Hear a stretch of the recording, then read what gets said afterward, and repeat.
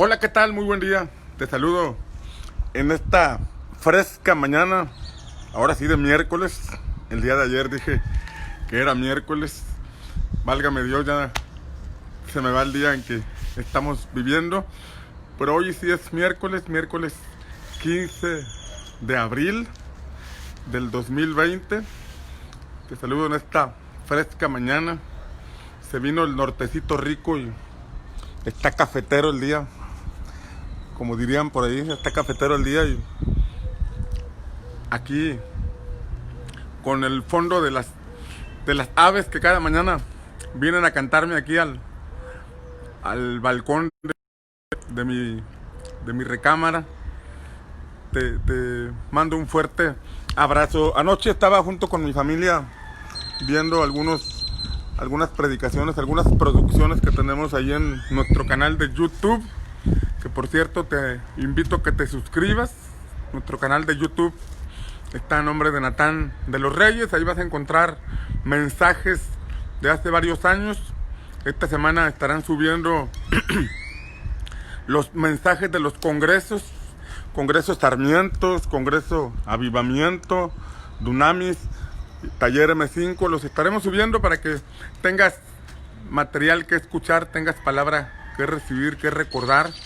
Recordábamos tanta palabra que nos han dado, tantos mensajes, tantas cosas que el Señor nos ha permitido hacer como iglesia, y le damos gracias al Señor por su favor sobre nuestra vida, sobre el ministerio que estamos desarrollando. Bien, quiero continuar con la historia de Samuel.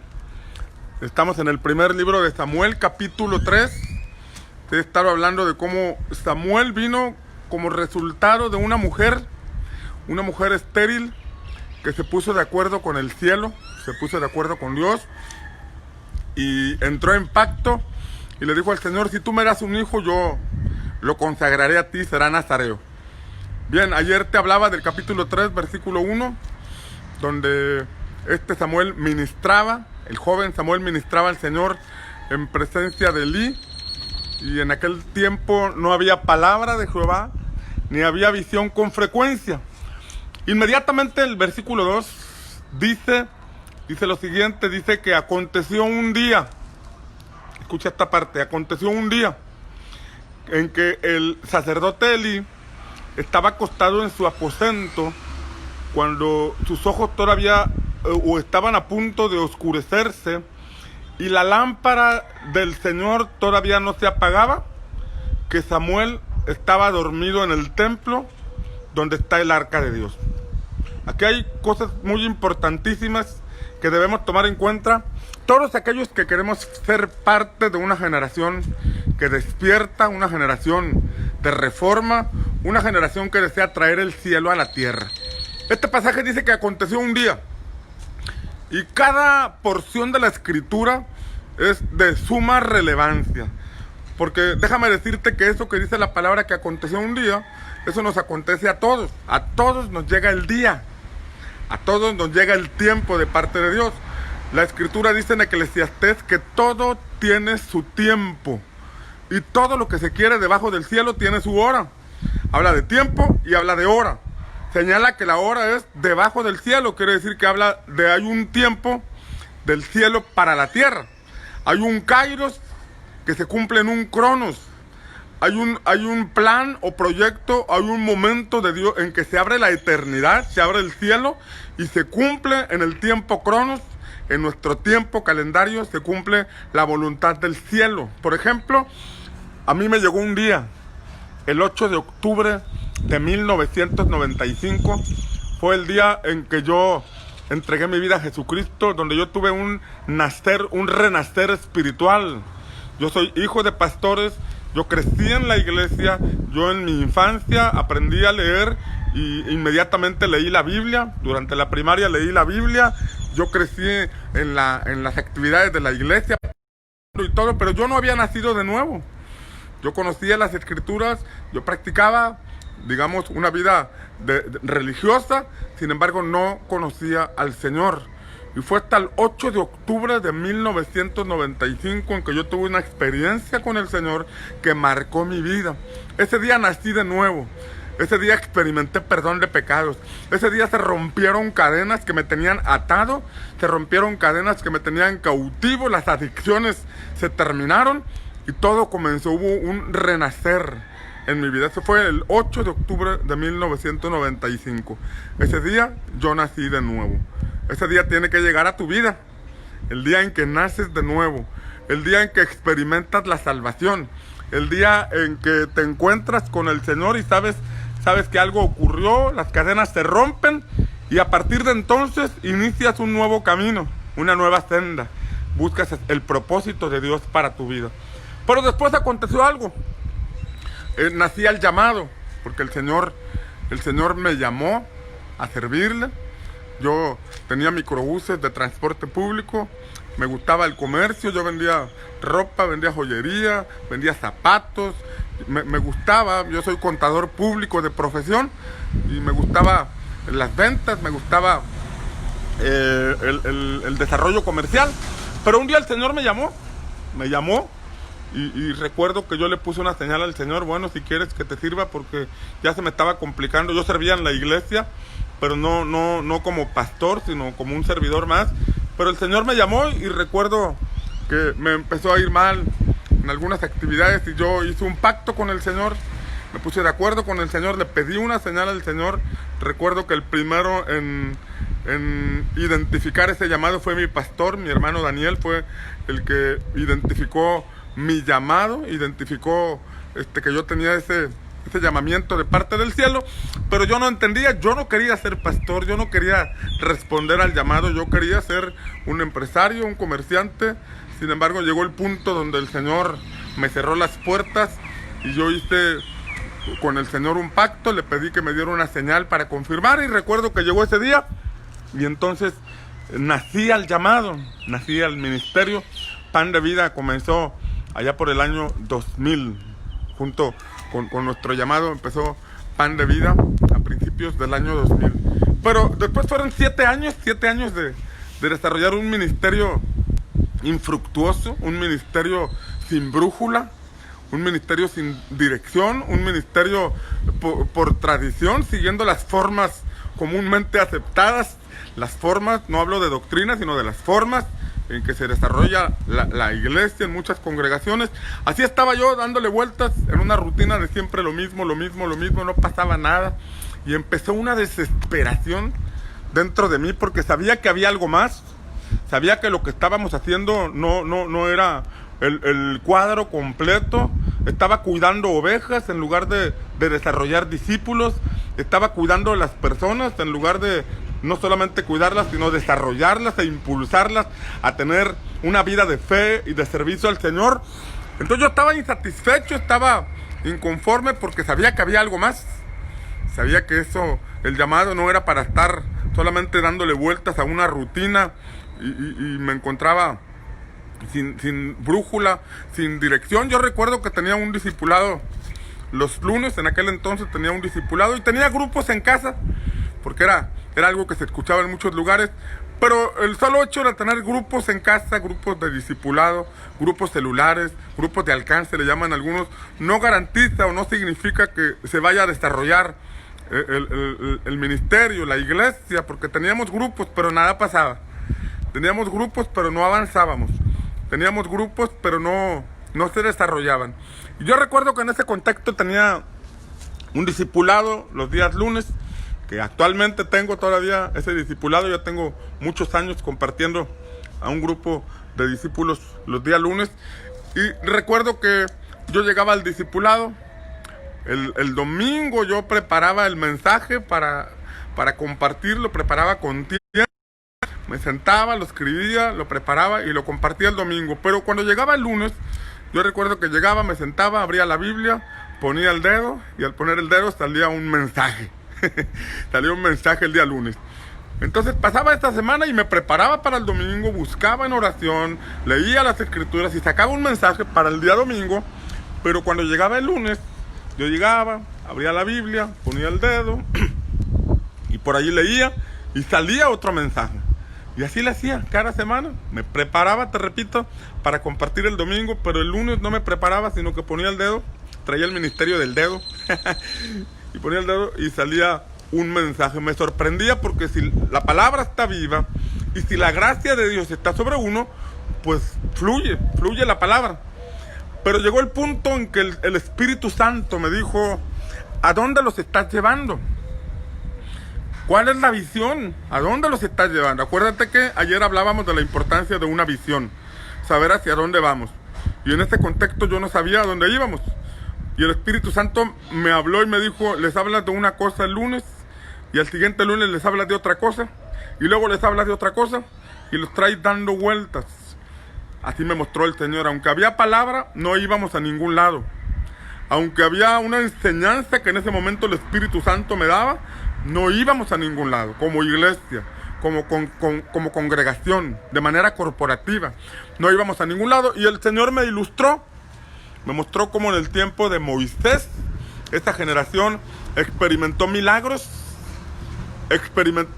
porque había maná que caía del cielo y ese era un milagro. Salió agua de la roca y ese era un milagro.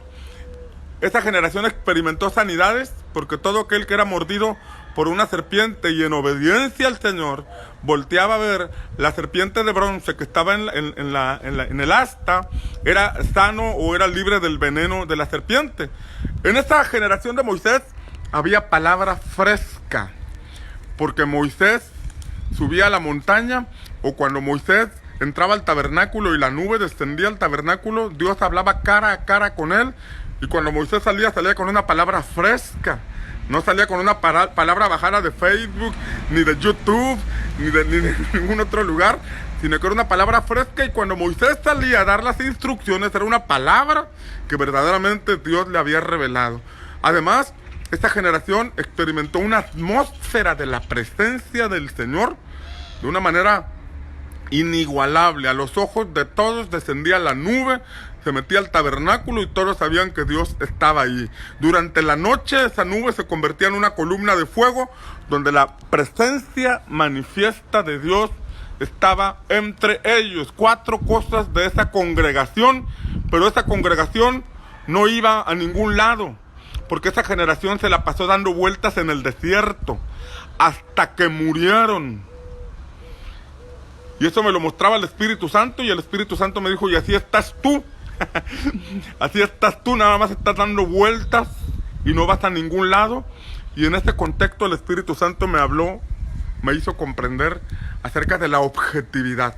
Hacia dónde vamos como iglesia, hacia dónde conduzco a la congregación, hacia dónde llevo a los creyentes. Y de ahí se empezó a desarrollar, hablo del 2007, se empezó a desarrollar una serie de pasos que nos están conduciendo, que nos están llevando hacia un objetivo, hacia una meta clara, hacia una visión estratégica que el Señor nos ha dado.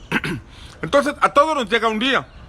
Sin embargo, ese día nos llega en la medida que lo buscamos. Ese día nos llega en la medida que caminamos hacia allá. El día va a llegar en la medida que tú avanzas hacia ese punto en que Dios te quiere llevar, a ese sentir que el Espíritu Santo nos da, a esa inquietud santa, a esa insatisfacción santa, a ese sentir de comprender que hay algo más en la vida espiritual, en la vida de fe, que una serie de tradiciones que se repiten cada año, en Semana Santa, que se repiten cada semana, en un mensaje que siempre nos deja con un sabor de boca como que algo falta. Hay algo dentro de nuestro espíritu que nos hace ver que hay algo más, que nos hace caminar hacia adelante, porque fuimos creados para eso. Fuimos creados para desarrollarnos, para avanzar.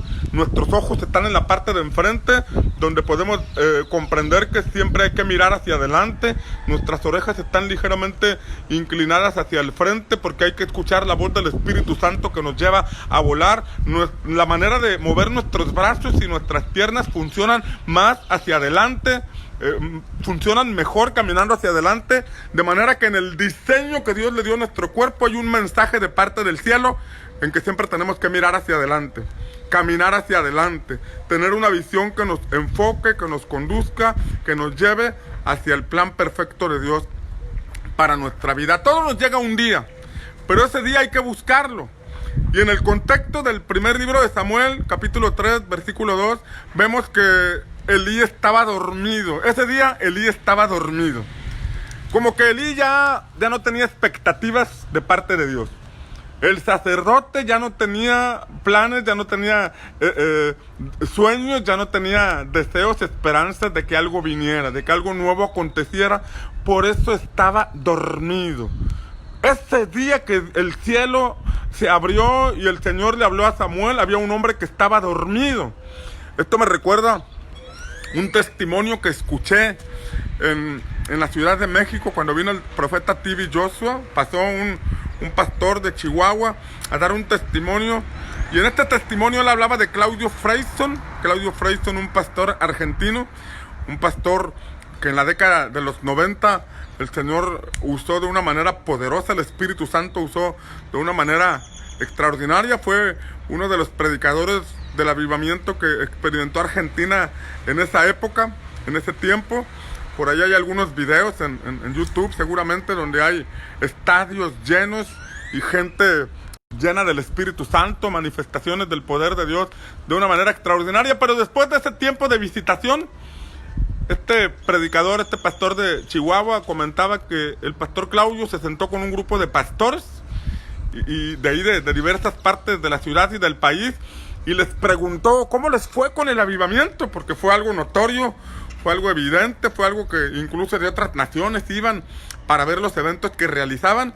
Pero cuando él preguntó, el pastor Claudio Freyson preguntó a los demás pastores, que cómo les había ido en el avivamiento, algunos respondieron: ¿cuál avivamiento? ¿Cuál avivamiento? Y entonces se sorprendió de que muchos habían estado distraídos, habían estado dormidos, habían estado activos, sí, ministerialmente, pero no se dieron cuenta de la visitación que estaban teniendo como nación. No se dieron cuenta de lo que el Espíritu Santo estaba haciendo en esa generación. Esto me recuerda lo que pasó cuando Jesús llegó a Jerusalén, y Jesús dijo: Jerusalén, Jerusalén, tú que apedreas a los profetas y matas a los que te son enviados, ¿cuántas veces quise juntarte como la gallina junta sus polluelos, pero no quisiste? Y en ese contexto habla diciendo: ojalá hubieses conocido el tiempo de tu visitación, el día de tu visitación. Yo creo que lo que Dios está haciendo en estos tiempos es visitar la tierra. Y cuando hablo de la palabra visitar, tenemos que escucharlo con oídos circuncidados para comprender de lo que estoy hablando, porque sí, Dios es omnipotente y está en todas partes, y toda la tierra está llena de la gloria de Dios. Pero la Biblia dice que toda la tierra será llena del conocimiento de la gloria de Dios. Aunque Dios está en todas partes, muchos no han conocido la gloria, la manifestación de la presencia de Dios. Cuando hablo de visitación, hablo de una intervención en la tierra, trayendo un despertar, provocando un avivamiento y conduciendo a la iglesia hacia la conquista de ciudades y de naciones enteras. Eso es lo que Dios quiere hacer. Esto es lo que el Espíritu Santo quiere hacer, y todo tiene su tiempo. A todos nos llega el día, y creo que en México está en los albores de ese día en que va a haber un despertar, en donde se va a cumplir lo que está en nuestra bandera, que el águila le va a cortar la cabeza a la serpiente, porque aún en el himno nacional que cantamos en nuestras escuelas y en todos los eventos oficiales, declaramos que el destino de esta nación fue escrito por el dedo de Dios. Por el dedo de Dios se escribió el destino de esta nación, y si lo cantamos y lo profetizamos, creyentes y no creyentes, yo creo que eso va a ocurrir. Y creo que en este tiempo en que mucha gente está orando, está buscando al Señor, algo va a pasar en nuestra nación. Va a llegar el día, está llegando el día. Sin embargo, a algunos les puede pasar como Elí, que están dormidos. Elí estaba dormido en su aposento, ya no estaba esperando nada de parte de Dios, ya el día se le había acabado. Ya no tenía expectativas, ya estaba viejo, estaba cansado de que sus hijos no enderezaban sus sendas, ya estaba viejo, ya no esperaba un nuevo despertar, una nueva manifestación del poder de Dios. Aquel tabernáculo que fue levantado en Silo en el tiempo de Josué, con el paso del tiempo había perdido su esplendor, había perdido su brillo, había perdido la manifestación de la gloria de Dios. Había templo, había sacerdotes, había altares, había sacrificios, había servicio, había mensaje, pero no había presencia de Dios. Por eso este hombre estaba dormido. estaba en su letargo espiritual, estaba distraído. ¿Sabes que en ocasiones la iglesia no se va al mundo, pero sí se distrae? Se distrae en actividades de entretenimiento. Se distrae en actividades que no tienen nada que ver con lo que Jesús hizo al morir en la cruz. Cuando Jesús murió en la cruz, después nos dejó algo importante, que fuéramos a predicar a toda criatura y que hiciéramos discípulos en todas las naciones. Si la iglesia no está evangelizando ni formando discípulos, viene siendo una iglesia como Elí, una iglesia dormida, una iglesia distraída, una iglesia que tiene muchísimas actividades, pero el activismo no significa productividad en el reino. Una persona puede estar ocupada todos los días, pero sin ser productivo en el reino. Y eso está dormida. La escritura nos habla cómo después de Josué se levantó una generación que no conocía a Dios. Era el mismo pueblo de Israel, era el mismo pueblo de Dios, la misma congregación, pero una generación que no conocía a Dios. Y cuando hablamos de conocer, en el contexto bíblico, podemos interpretarlo de varias formas, pero una de ellas es que no tenía intimidad ni comunión con Dios. Practicaban una religión, tenían una religión heredada, tenían un legado espiritual que reposaba sobre ellos, pero ellos no conocían al Señor. Y cuando hay una generación que no conoce al Señor, las tinieblas empiezan a infiltrar, las tinieblas empiezan a meter, las tinieblas empiezan a inundar aquel lugar y se pierde el propósito por el cual Dios levantó a una generación de avivadores. Que en este tiempo se levante una generación de avivadores. Que en este tiempo se levante una generación que entienda el legado espiritual que está reposando sobre ellos, para que potencialicen ese legado y podamos hacer mucho más que nuestros antecesores. Que podamos inundar nuestras ciudades, nuestros estados y nuestro país del evangelio de nuestro Señor Jesucristo, y que formemos muchos discípulos. Que no estés dormido, que no estés distraído, que no estés envuelto con el mensaje que endulza el oído, que te hace sentir bien y que eleva tu ego, que te hace sentir una persona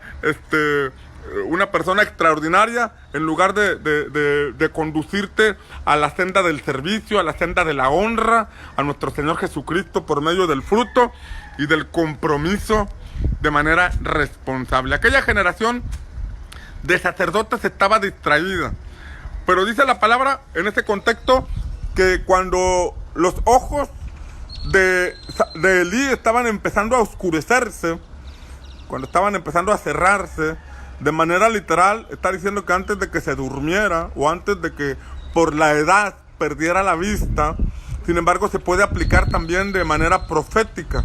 Era un sacerdote que había perdido la vista profética. Era un sacerdote que había perdido o estaba perdiendo la capacidad de captar la visión del Señor, por eso estaba dormido. Era incapaz de ver los planes de Dios, por eso estaba dormido. Y dice que antes de que la lámpara del Señor se apagara, de manera literal está hablando de una lámpara que en el templo se encendía y que se apagaba a cierta hora, pero lo podemos ver también desde el punto de vista espiritual y profético, donde está señalando de que antes de que la lámpara del Señor, de que antes de que la antorcha del Señor, el altar del Señor, el plan de Dios, antes de que se apagara, Dios iba a despertar una generación por medio de Samuel. Antes de que aquello se perdiera, Dios iba a levantar a este joven llamado Samuel, como veremos, si no hoy, el día de mañana, en este capítulo 3 del primer libro de Samuel. Dios le habló a Samuel.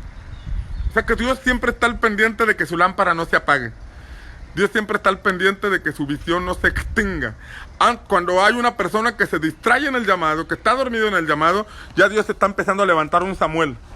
Se va a llevar un tiempo, pero Dios va a levantar una nueva generación. Cuando Saúl, el rey Saúl, que fue ungido por medio del profeta Samuel, se apartó e hizo lo incorrecto, desobedeció al Señor, la escritura dice que Dios dijo: me pesa haber puesto a Saúl por rey. Me pesa, porque este hombre fue enviado a hacer una labor, acabar con un ejército enemigo, los amalecitas, los cuales se habían opuesto al desarrollo, al avance del pueblo de Israel cuando venían de Egipto. Y entonces el Señor mandó a Saúl a hacer guerra contra Amalec y destruir todo. Y entonces Saúl fue, convocó al ejército y enfrentó a los amalecitas, pero de regreso Saúl se trajo al rey Agag, le perdonó la vida al rey Agag, y se trajo del ganado de los amalecitas, de lo más gordo, de lo más bueno, y la instrucción era: acaba con todo, no te traigas nada. Y cuando el profeta Samuel le preguntó: oye, ¿por qué no obedeciste la palabra del Señor? Y Saúl dijo: yo obedecí, yo fui a enfrentar a los amalecitas de acuerdo a la palabra del Señor. Y Samuel le dijo: entonces, ¿por qué escucho ese balido de ovejas y ese bramido de vacas? Y entonces Saúl le dijo: es que eso lo perdonó el pueblo para presentarlo como una ofrenda para el Señor, para ofrecer sacrificios al Señor. Y entonces Samuel le dijo a Saúl: ¿en qué se complace más el Señor? ¿En tus ofrendas o en tu obediencia? ¿En qué se complace más el Señor? ¿En los sacrificios o en la obediencia? Y entonces Samuel le dice que a Dios le agrada más la obediencia que los sacrificios, porque como espíritu de adivinación es la rebelión. Como espíritu de adivinación es la rebelión. O sea que la rebelión, el no obedecer la voz del Señor, es sinónimo de adivinación. Es sinónimo de consultar espíritus muertos, de espíritus inmundos, perdón. Es sinónimo de buscar en el lado oscuro. Eso es la rebelión, porque la rebelión es impulsada, tiene su raíz en Satanás, porque Satanás fue el primer ser en rebelarse. Antes de ser Satanás, fue un ángel llamado Luzbel, que quiso ocupar el trono del Señor y fue echado junto con la tercera parte de los ángeles, es lo que dice la palabra del Señor. Y ahí está la raíz de la rebelión, en Satanás. Por eso Saúl fue confrontado por el profeta Samuel, porque desobedeció al Señor en una instrucción que él quiso disfrazar con buenas intenciones, diciendo: yo le voy a dar una ofrenda al Señor, yo le voy a presentar este sacrificio al Señor. Pero Samuel le dijo: mira, Dios no acepta esos sacrificios ni esas ofrendas. Lo que Él busca es un corazón obediente. Y por cuanto desobedeciste al Señor, le dijo Samuel, has sido desechado y Dios va a levantar a otro. Y entonces la Escritura, resumiendo, dice que Samuel se iba a apartar de él cuando Saúl lo tomó del manto fuertemente, tan fuertemente que se rasgó el manto, se rompió el manto. Y ese manto era símbolo de la investidura profética y la investidura espiritual que tenía Samuel. Y cuando Saúl levanta su mano contra él y lo rompe, está hablando de que se levantó contra la investidura profética, contra la autoridad espiritual que estaba sobre él por medio de Samuel. Y entonces Samuel voltea y Saúl le dice: ve a cenar conmigo con los ancianos, hónrame delante de los ancianos. Fíjate lo que está pasando. A Saúl le habían dicho: ya Dios te desechó, ya el Señor se va a levantar otra persona.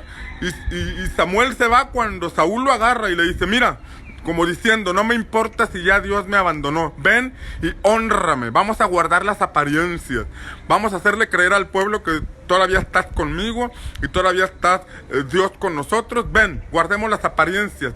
Buscó ser políticamente correcto delante de los ancianos y delante del pueblo, en lugar de querer estar bien con el Señor. Por eso fue desechado. Y dice el capítulo 15, porque eso ocurrió en el capítulo 15 del primer libro de Samuel, dice al final, dice que Samuel lloraba a Saúl, lo lloraba porque era el ungido del Señor, lo lloraba porque seguramente había expectativas de que algo iba a pasar, pero en el reino no hay sentimientos ni emocionalismo. El reino de Dios se basa en principios y no en emociones. Por eso el Señor vino a Samuel en el siguiente capítulo, capítulo 16, le dice: ¿por qué lloras a Saúl? Ya deja de llorar a Saúl. Mientras tú estás ahí llorando a Saúl, yo ya estoy viendo a otro, yo estoy levantando a otro, un hombre que es conforme a mi corazón y que hará mi voluntad. Y se refería a David, al joven David. Mientras hay un sistema que estaba en decadencia, ya Dios había puesto su mirada en otro. Siempre que alguien pierde el rumbo o la dirección, Dios empezará con alguien más. Dios no se rinde. Dios no va a detener sus planes. Contigo o sin ti, conmigo o sin mí, el plan de Dios va a continuar.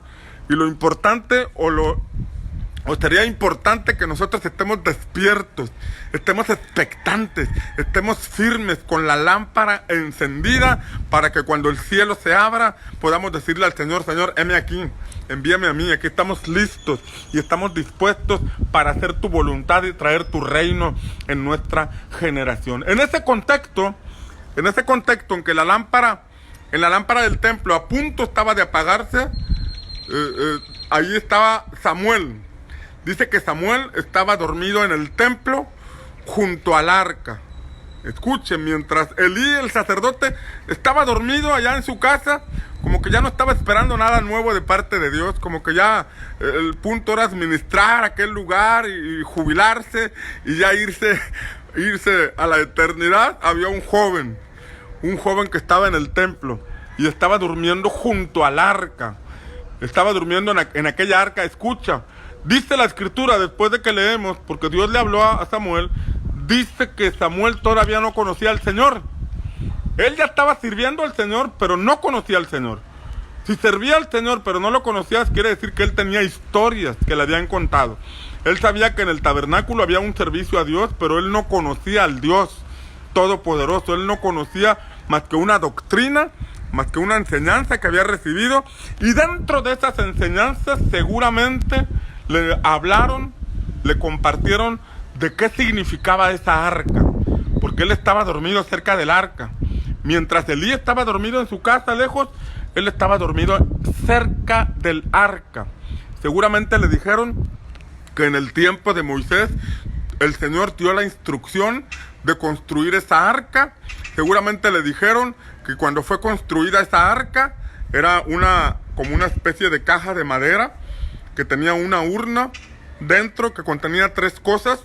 Contenía un poco de maná, contenía la vara de Aarón que reverdeció y contenía una copia de la ley, una copia de las instrucciones del Señor. Esa arca fue metida hasta el fondo del tabernáculo. Se tuvo que construir el tabernáculo, tener el lugar santo, el lugar santísimo, la mesa, el candelero, todos los utensilios, el velo que separaba el lugar santo del lugar santísimo, y se metió el arca. Esta arca tenía una especie de base en la parte de arriba que cargaba 2 querubines de oro que se veían el uno al otro, y dice la escritura que en ese lugar descendió la gloria de Dios, descendió la presencia del Señor y reposaba entre esos querubines. Esos querubines no eran símbolo de que adoraban a los ángeles, no eran símbolo, objeto de adoración, sino que eso nos trae una enseñanza, porque la escritura dice que Dios habita entre los querubines, y los querubines son seres protectores, son ángeles protectores, protegen la gloria del Señor, protegen la presencia del Señor, protegen ese trono del Señor. Y no, los querubines no se adoran, no se idolatran, no se les pide, sino que son ángeles que están al servicio del Señor. Pero el punto es que en esa arca se manifestaba la gloria de Dios. Ese es el punto. La gloria de Dios descendía entre el pueblo, se manifestaba en ese pueblo, reposaba y hablaba cara a cara con Dios. Y mira, hablaba cara a cara con Moisés. Y la escritura dice que cuando la nube se levantaba, porque la nube descendía hasta ese lugar, pero cuando la nube se levantaba, entonces todo el campamento tenía que levantar sus tiendas, el tabernáculo tenía que ser levantado, y el arca cargada entre cuatro levitas, entre 4 sacerdotes, tenía que ser transportada, porque cuando la nube se levantaba significaba que era tiempo de avanzar, era tiempo de ir hacia Canaán, era tiempo de movilizarse. Y entonces cuando se levantaba la nube y el arca era cargada por los sacerdotes, dice la escritura que Moisés decía: levántese, oh Dios, y sean esparcidos tus enemigos. Moisés y esa generación entendía que cuando Dios estaba en movimiento era porque iban a conquistar, era porque iban a avanzar, era porque iban a quitar a los enemigos que se atravesaran en el camino, porque era el tiempo de la manifestación de la gloria del Señor. Por eso Moisés decía: levántese, oh Dios, y sean esparcidos todos sus enemigos. Y cuando la nube se detenía y descendía sobre el campamento, sobre el arca, entonces Moisés decía, invocaba la presencia de Dios y decía: repose entre los millares de su pueblo amado. Era una generación que entendía la importancia de la presencia de Dios entre ellos. Era una generación que entendía que para conquistar Canaán, que entendía que para cumplir el propósito de Dios, entendía que para desarrollarse en la fe era importante la compañía de la presencia de Dios. Seguramente a Samuel le hablaron de muchos milagros. Seguramente la mamá de Samuel o ahí en el tabernáculo de Silo escuchaba muchas historias de cómo Dios había ayudado a su pueblo, de cómo el Señor se manifestaba por medio de esa arca, y entonces él empezó a tener deseos de conocer a ese Dios de la historia. Y sabes que hay mucha gente que tiene solamente las historias de Dios, pero no conoce al Dios de esas historias. El Dios de Abraham, el Dios de Isaac, el Dios de Jacob, el Dios de David, el Dios de Moisés. Es el mismo Dios que se tiene que manifestar a nosotros. En aquel tiempo, en el tabernáculo de Silo, solo había historias, pero no había palabra del Señor. No había visión con frecuencia, no se manifestaba el Señor. Dios estaba ahí, pero no era evidente porque no se manifestaba de ninguna forma. Pero en medio de esa generación había un joven que tenía expectativas y se dormía cerquita del arca. Seguramente pensaba: en cualquier momento Dios va a hablar, y cuando Dios hable yo quiero estar ahí. Cuando el Señor se manifieste, cuando Dios nos vuelva a visitar, yo quiero estar allí. Yo quiero ser el primero en decirle: heme aquí, envíame a mí. Era un joven que tenía hambre por Dios. Era un joven que tenía hambre por la presencia de Dios. Era un joven que entendía que había algo más detrás de aquellas actividades religiosas que por costumbre, por tradición se hacían. Él sabía que había algo más. Él probablemente leía en los manuscritos o en las historias, leía acontecimientos extraordinarios de como por ejemplo cuando el sol se detuvo en Gabaón y la luna en Ajalón, como consecuencia de una generación que honraba el arca de Dios, como consecuencia de una generación que honraba la presencia de Dios, y él estaba encerrado en ese lugar corrupto, lleno de tradiciones, de costumbres, con sacerdotes impíos, y él dijo: esto no puede seguir así. Algo tiene que cambiar, algo tiene que ser diferente. Por eso no se apartaba del arca, no se apartaba. En la noche estaba ahí, de día servía, porque sabía que en cualquier momento el cielo se iba a abrir, porque entendía que algo iba a acontecer, porque algo en su espíritu le hacía estar ahí, al pendiente, esperando que esa puerta se abriera. Hoy yo espero que tú seas como ese Samuel, que está expectante de que Dios va a hacer algo, que no estás distraído con la farándula evangélica que solamente distrae y entretiene y que te endulza el oído y te hace sentir bien, sino que seas una persona que entiende que estás en esta tierra por una asignación, que el cielo está deseoso de encontrar una generación como la de Samuel para traer cosas extraordinarias, para que se repitan historias o acontecimientos que están en las escrituras, que a diferencia de un mar rojo que se abrió o un faraón que se venció, podamos levantarnos como iglesia y ver cómo el príncipe de este mundo y todos los principados espirituales son derribados y la iglesia del Señor se establece, se expande, se multiplica y el reino de Dios es manifestado. Esos tiempos de avivamiento y de transformación, esos tiempos de expansión como vivió la iglesia de Cristo en el tiempo de los apóstoles, de los discípulos que llenaron del evangelio.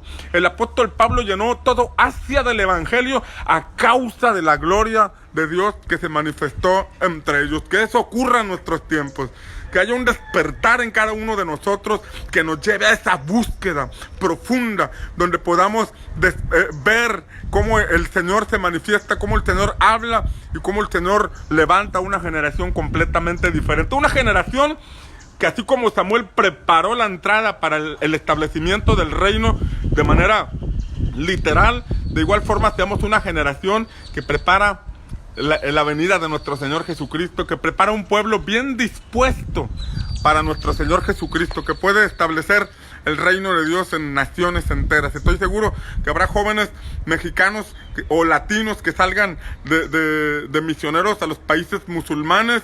Están anunciando que los latinos somos los que tenemos mayor semejanza con los países árabes y que fácilmente podríamos llevar el mensaje porque hay cierta afinidad en los rasgos.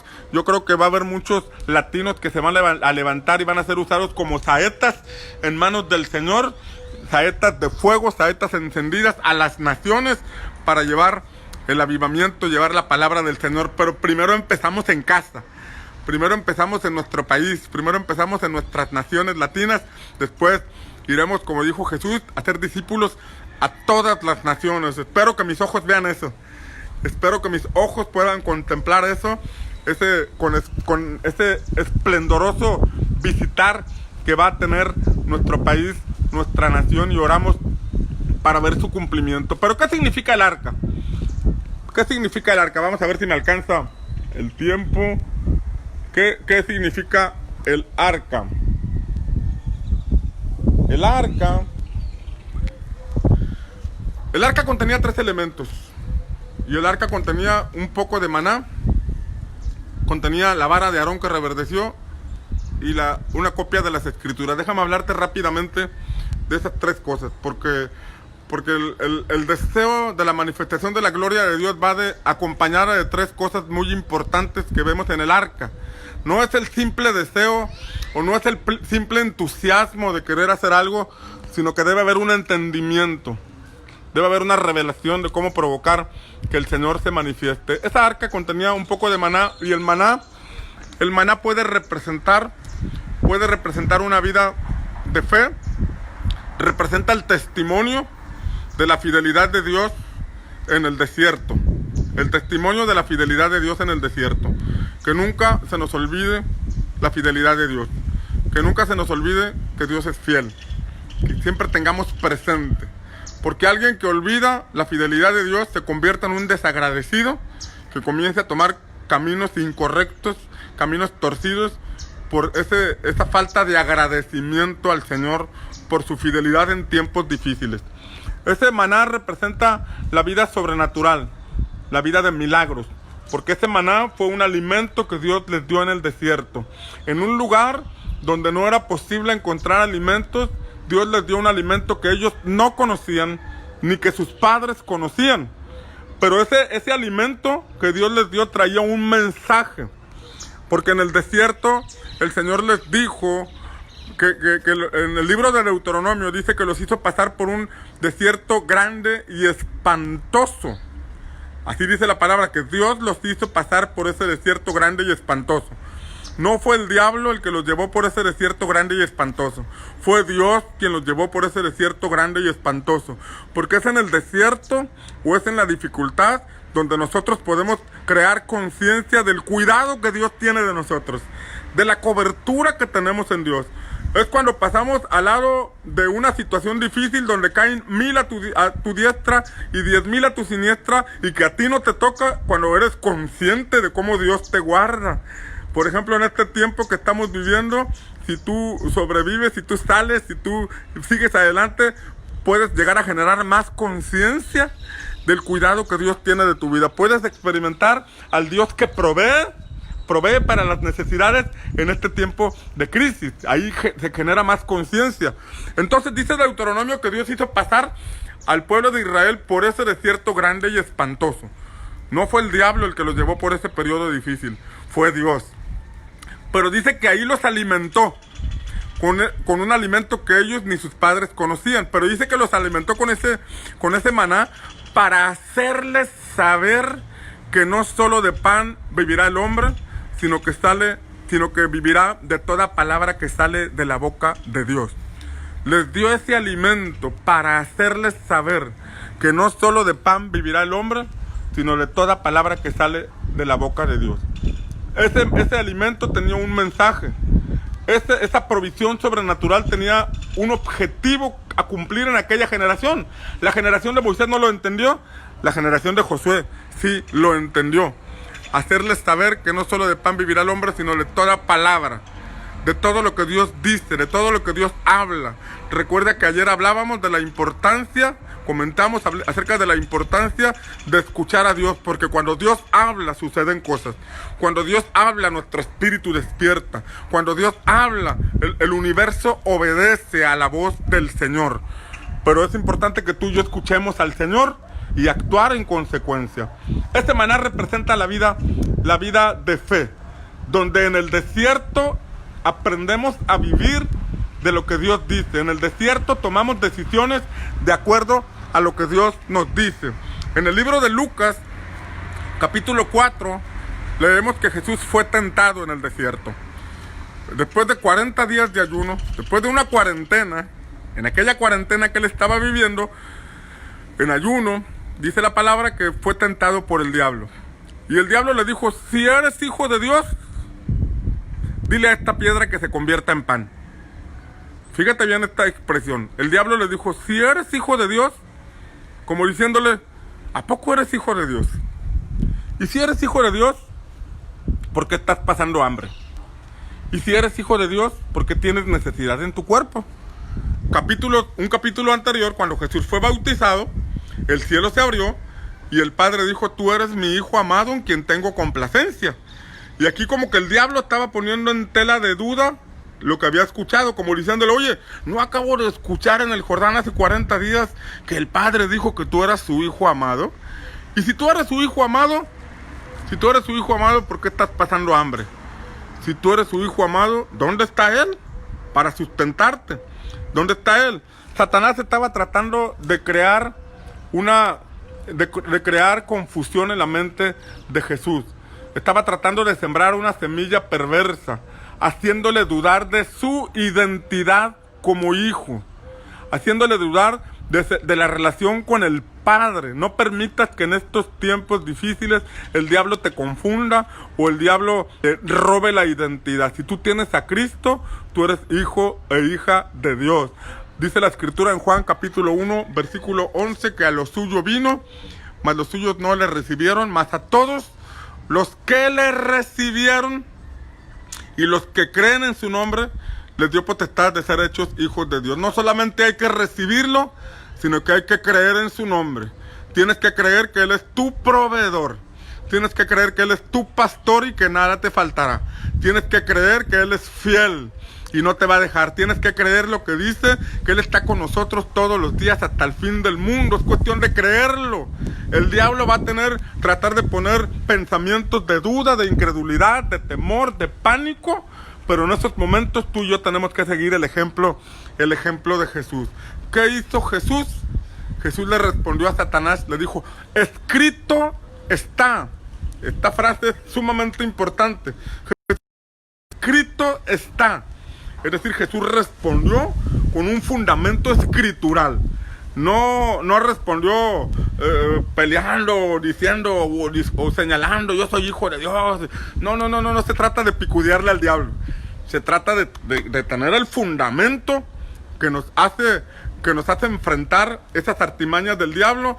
Es como una ley contra ley. La ley del diablo contra la ley de Dios. Y necesitamos conocer la ley del Señor. Y Jesús le dijo: escrito está, no solo de pan vivirá el hombre, sino de toda la palabra que sale de la boca de Dios. Eso le respondió Jesús, como diciéndole: no voy a hacer lo que tú me dices. No voy a caer en tu juego, Satanás. No dudo de mi Padre. No voy a hacer tu voluntad, Satanás. Yo voy a hacer solamente lo que el Padre me diga. Y si el Padre me dice que yo ore por esa piedra, yo voy a orar por esa piedra. Y si el Padre no me habla, yo no me voy a mover. Yo voy a esperar porque estoy sujeto a mi Padre Celestial. De esta manera tú y yo tenemos que responder, creyendo. No caer en el pánico, no caer en la desesperación, no caer en los juegos del diablo, sino escuchar a nuestro Padre. No perder la identidad de hijos y hacer la voluntad de nuestro Señor. Ese maná que estaba en el arca nos debe recordar que debemos vivir de lo que Dios dice. Vamos a vivir de lo que Dios dice. La Biblia dice que el justo por la fe vivirá. El justo por la fe vivirá. ¿Por qué vivirá? Porque al escuchar la voz del Señor y responder con fe, va a caminar hacia la salida, va a entrar por la puerta que el Señor le muestre, va a tomar el camino que Dios le indique y finalmente va a vivir. Que en este tiempo tú escuches la voz del Espíritu Santo. Que en este tiempo tu oído se circuncide, tu oído espiritual se circuncide para que escuches con atención la voz del Espíritu de Dios y puedas salir adelante, puedas fortalecerte en fe, puedas ver cómo el cielo se abre, la provisión llega, la paz del Señor te guarda, la salud del Señor es una manifestación en tu vida, es una realidad en tu vida y las plagas que azotan a Egipto no llegan a ti porque has entendido que el Señor es tu sanador. Maná significa, porque esto es sumamente importante el significado de maná. Maná significa banda de rock pop de los 90, no es cierto. Maná significa, es una expresión que dice algo así como, ¿qué es esto? ¿Qué es esto? Eso significa, porque cuando el maná en el tiempo de Moisés, dice la escritura que descendía junto con la brisa. En la madrugada descendía junto con la brisa ese maná. Y entonces cuando los israelitas se levantaban y salían y veían en el campo el maná, ellos decían, ¿qué es esto? Era la expresión que hacían, ¿qué es esto? ¿Y qué es esto? Se dice como maná. Por eso maná significa, ¿qué es esto? Y era una expresión de asombro. Era una expresión de ¡wow! ¡Oh, mira la fidelidad de Dios! Imagínate ese día, por la mañana, se levantaban y vieron el maná y dijeron, ¿qué es esto? Y entonces lo tomaban y lo comían. El mensaje ahí es que nunca perdamos las expectativas de que Dios siempre hará algo. No perdamos las expectativas. Samuel estaba junto al arca y ahí había maná y él no perdía las expectativas de que algo pasara, de que el cielo se abriera, de que Dios hablara, de que Dios empezara a manifestarse, y es algo que tú y yo nunca debemos perder. Nunca perdamos las expectativas de lo que Dios va a hacer, porque esas expectativas nos van a llevar después a caminar en el ámbito de la fe. Mientras tenga expectativas de que Dios va a hacer algo, la fe se hará realidad, se hará más real en nosotros y podremos volar por encima de las circunstancias con la mano del Señor. Pero imagínate que un día un matrimonio pelea, un matrimonio discute y ya estás peleando, mañana no va a haber maná porque te portaste mal, nos peleamos y estamos discutiendo. Y entonces a la mañana siguiente abren la tienda de campaña donde vivían, y su sorpresa es que encontraron maná. A pesar de que ellos habían discutido, a pesar de que ellos habían peleado como matrimonio, se sorprendieron de la fidelidad de Dios. Dijeron, ¿qué es esto? ¡Wow! Dios es fiel. A pesar de nuestros errores, a pesar de nuestras contiendas, a pesar de nuestra falta de carácter, Dios es extraordinariamente fiel. Y ellos se sorprendían. Había una instrucción de que no tenían que llevar maná de más, sino que cada quien tenía que llevar de acuerdo a la porción que les correspondía, de acuerdo al tamaño del bote. Era como tenían que recoger. Si agarraban de más, se les iba a engusanar. Tenían que agarrar solamente lo necesario. Pero dice la escritura que había algunos que agarraban de más. Había algunos que decían, ¿qué tal si mañana no hay? ¿Qué tal si mañana pues no, el Señor no nos provee de maná? ¿Qué tal si mañana algo pasa? Mejor aseguro ahorita y llevo maná de más. Pero dice la palabra que ese maná de más se engusanaba en sus casas. El resultado de la desobediencia es que se engusanaba. Y quizás ellos no le decían a nadie. Quizás ellos se guardaban las cosas en privado, se guardaban las cosas en su casita, no le comentaban a nadie más que se les había engusanado el maná que habían tomado de más por desobedientes. Sin embargo, la gente que pasaba por ahí olía algo raro. Oigan, aquí huele raro esta casa. No, pues es que es el nuevo fabuloso que compramos, es el nuevo cloro que compramos para la casa y es un olor medio raro. No, aquí huele raro, huele extraño.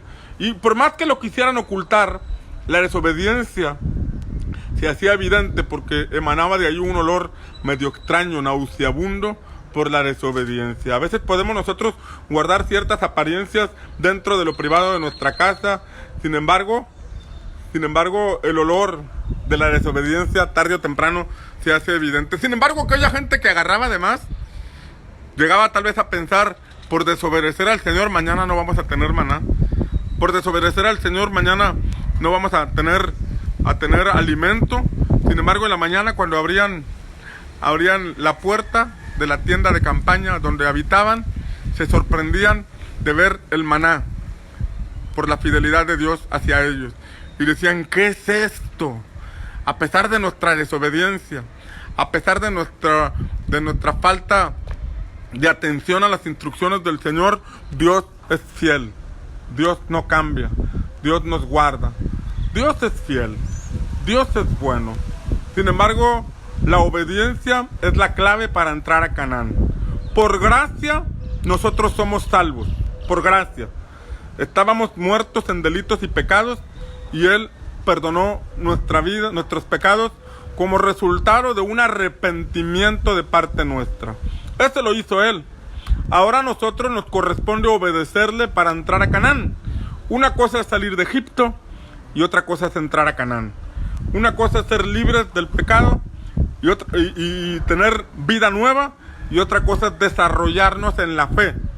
Para desarrollarnos en la fe, indiscutiblemente necesitamos obedecer al Señor. No hay otro camino para conquistar Canaán, no hay otro camino para desarrollarnos en la fe, sino es a través de la obediencia al Señor. Una cosa es la gracia salvadora y otra cosa es mi respuesta a esa gracia, obedeciendo a plenitud las instrucciones de la palabra del Señor. Aquel pueblo, aquella generación de Moisés fue alimentada 40 años por la fidelidad de Dios, pero esa generación no entró a Canaán por no obedecer al Señor. Tú y yo podemos experimentar en este tiempo, a pesar de nuestras conductas, de nuestro carácter, de nuestra falta de compromiso con el Señor y con su obra, de la falta de compromiso con el evangelismo y con el discipulado, de la falta de compromiso con el servicio. Dios es fiel, pero el verdadero desarrollo, el verdadero propósito para nuestra vida se va a cumplir en la medida que nosotros somos obedientes. El maná es símbolo de tener expectativas de que Dios va a hacer algo. Y cuando tú y yo tenemos expectativas de que Dios va a hacer algo, entonces alineamos nuestros pasos. Si tú y yo tenemos expectativas de que Dios va a hacer algo, nos comprometemos con el servicio. Si tú y yo tenemos expectativas de que Dios quiera hacer algo en esta generación, nuestras manos, nuestros pies, nuestro cuerpo, nuestra vida entera está al servicio del Señor. Si nuestra vida no está al servicio del Señor, quiere decir que yo solamente tengo una doctrina, pero no tengo expectativas. Puedo ser como Elí, que está dormido, porque no estoy esperando que Dios haga algo, o tal vez Dios lo va a hacer por medio de otros, o puedo ser como un Samuel, que estoy esperando, que estoy expectante, que cualquier destello de la manifestación de Dios nos sorprende. No perdemos la capacidad de asombro. No perdemos la capacidad de asombrarnos cuando escuchamos algún testimonio, o cuando escuchamos a alguien hablar en lenguas, o contar algo que le ocurrió como resultado de su fe en el Señor. Entonces, ¡wow! Nos sorprende, nos entusiasma, nos llena de pasión, alimenta nuestro espíritu, porque sabemos que es Dios. Nos asombramos por pequeñas cosas y por cosas grandes o extraordinarias, porque sabemos que es el mismo Dios. No pierdas las expectativas. No pierdas las esperanzas de que Dios vaya a hacer algo en tu vida. Pon tu mirada en el Señor. Espera siempre en Él algo bueno. Cada mañana los israelitas se levantaban y veían un alimento fresco, no el alimento del día anterior. Por eso el Señor les decía, tienen que recoger diariamente el alimento. No lo recojan para la semana, no lo recojan para varios días, solamente el alimento del día. Porque día a día voy a manifestar mi poder. Día a día voy a hacer milagros. Día a día van a ver mi provisión. Día a día van a recibir de parte mía. Y eso es lo que tú y yo debemos tener como como base o fundamento en nuestra vida, que día a día vamos a ver las misericordias del Señor, vamos a ver el poder de Dios, porque estamos junto al arca, no estamos dormidos. Estamos expectantes, estamos creyendo que el cielo se va a abrir, estamos creyendo que en cualquier momento Dios va a hablar, Dios va a intervenir y vamos a estar ahí, esperando y dispuestos para servir a nuestro Señor. Bien, creo que el tiempo se me fue y me quedaron 2 elementos más para compartir del arca, pero quiero cerrar con este punto del maná, donde siempre tienes que tener una actitud correcta en el desierto. Porque en el desierto esta generación fue formada. En el desierto ellos aprendieron a confiar en Dios. En el desierto vieron la provisión del Señor. Iban a una tierra extraordinaria, pero antes de llegar allá tenían que aprender a depender completamente del Señor. El ¿qué es esto? Puede ser dicho de 2 formas o con 2 diferentes actitudes. Puede ser con actitud de asombro. ¡Wow! ¿Qué es esto? O puede ser con una actitud difícil, una actitud negativa. ¿Qué es esto?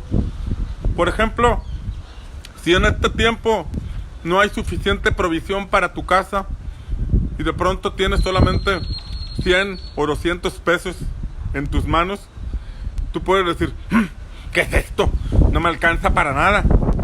O puedes decir, ¡wow! ¿Qué es esto?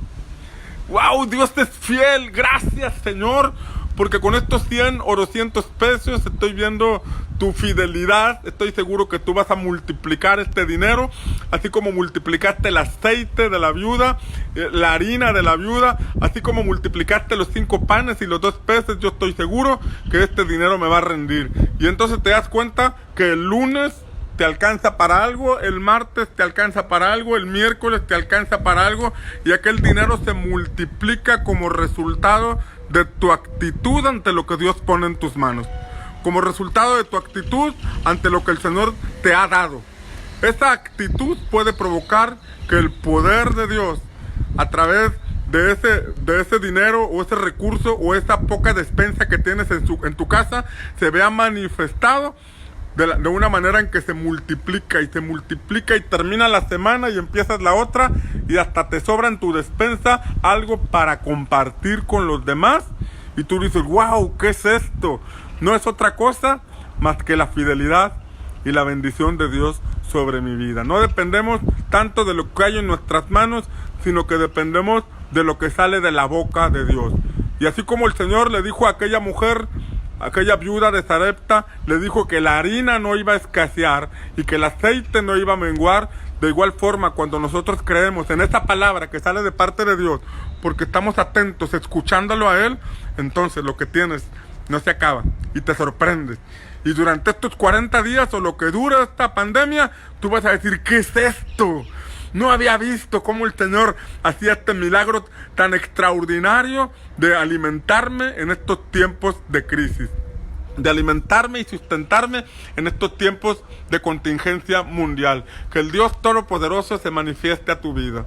Que el Dios de Abraham, de Isaac, de Jacob, que el mismo Dios que se manifestó a Samuel se manifieste a tu vida.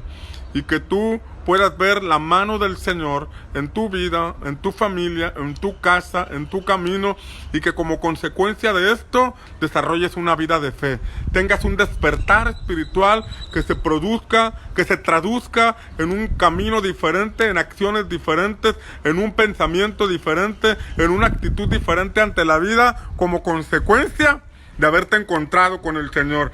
Que ese día llegue a tu vida. Ese día que le llegó a Samuel, ese día que me llegó a mí, ese día que les ha llegado a todos aquellos que han tenido un encuentro con el Señor, llegue a tu vida. Y que ese día sea un parteaguas. Que así como la historia de la humanidad fue partida en 2, en un antes de Cristo y un después de Cristo, de igual forma este tiempo sea un día para ti en que las cosas cambiaron. Tu camino cambió, tu pensamiento cambió, tus prioridades cambiaron como consecuencia de encontrarte con el Rey. Lo pedimos en el nombre poderoso de Jesús. Si estás de acuerdo, di amén, escribiéndolo en los comentarios ahí en la parte de abajo.